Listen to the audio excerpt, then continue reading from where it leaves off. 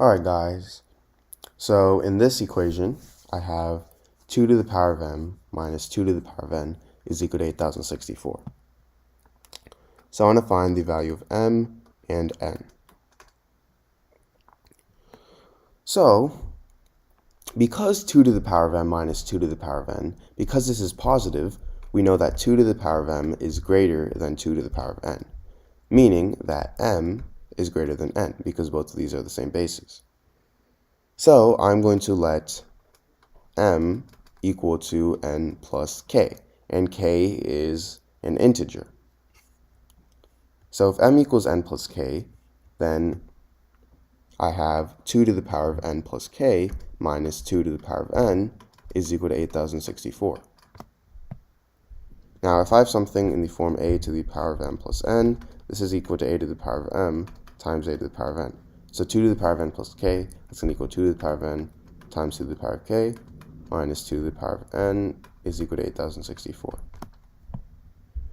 Now if I factor out 2 to the power of n, I get 2 to the power of n times 2 to the power of k minus 1 is equal to 8064. And 8064, this is simply equal to 128 times 63. So I have 2 to the power of n times 2 to the power of k minus 1 is equal to 128 times 63.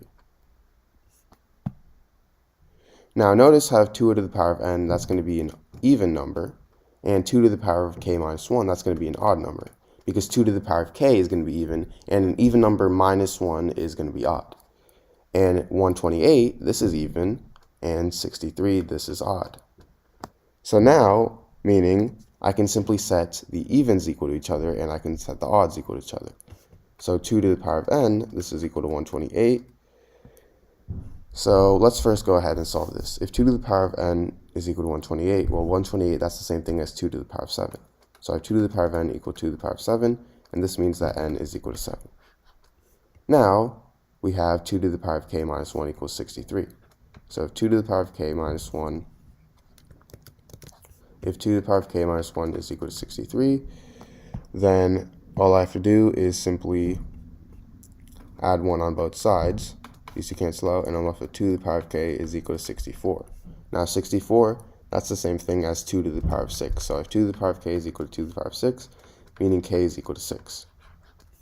So now remember how we said m is equal to n plus k. So in this case, n is 7 and k is 6, so m is equal to 6 plus 7, which is 13. So m is equal to 13, and n is equal to 7. So these are my solutions. Alright, so in this problem, I have 100 to the power of 100 over 50 to the power of 50. So 100 is the same thing as 50 plus 50. So I'm going to rewrite this as 100 to the power of 50 plus 50. And I have this over 50 to the power of 50. So now, an important property of exponents is that if I have something in the form a to the power of m plus n, this is simply equal to a to the power of m times a to the power of n. So as you see, in this case, I have 100 to the power of 50 plus 50. So 100 to the power of 50 plus 50, this is going to equal a to the power of m, so 100 to the power of 50 times a to the power of n. And n is the same thing as m, so again 100 to the power of 50. So now I have 100 to the power of 50 times 100 to the power of 50 over 50 to the power of 50.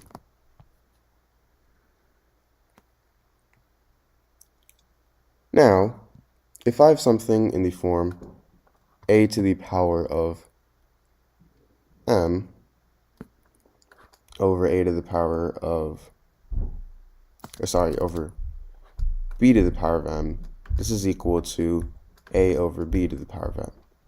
So in this case, I can rewrite this as 100 to the power of 50 times 100 to the power 50 over 50 to the power 50. And now I'm going to rewrite 100 to the power 50 over 50 to the power 50 as 100 over 50 to the power of 50. So now 100 divided by 50 is simply 2. So now I have 100 to the power of 50 times 2 to the power of 50.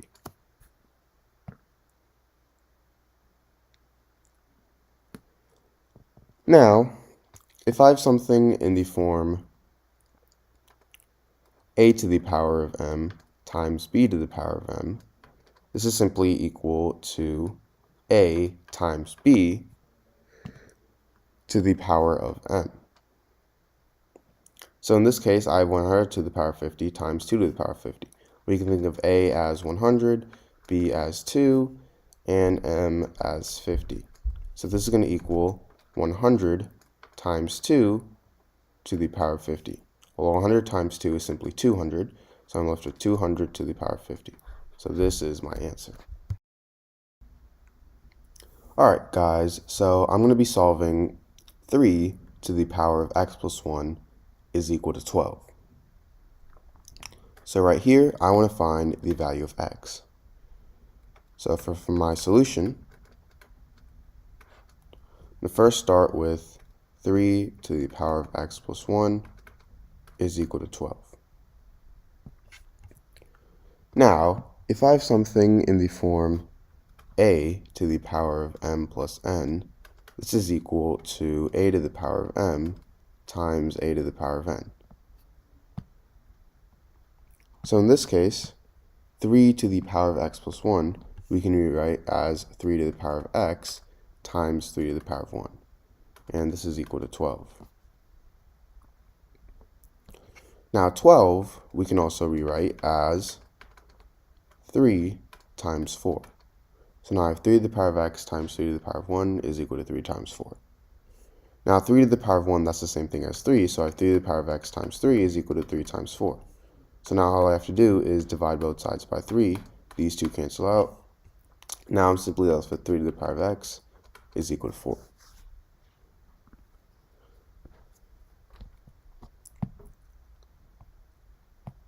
Now 4, this is the same thing as 2 to the power of 2. So now I have 3 to the power of x is equal to 2 to the power of 2.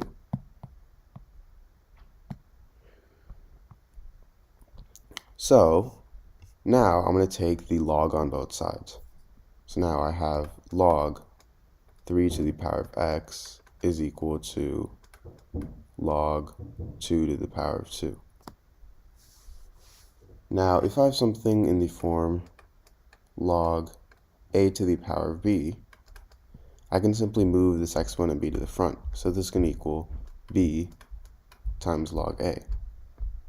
So in this case, log 3 to the power of x, I can move x to the front, and log 2 to the power of 2, I can move 2 to the front.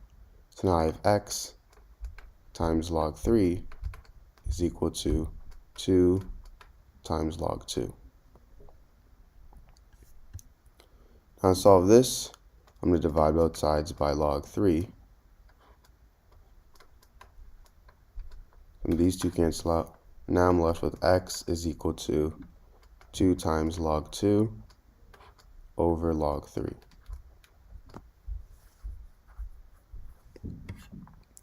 Now log 2, this is equal to 0.301, and log 3, this is equal to 0.4771. So I have x is equal to 2 times 0.301 over 0.4771.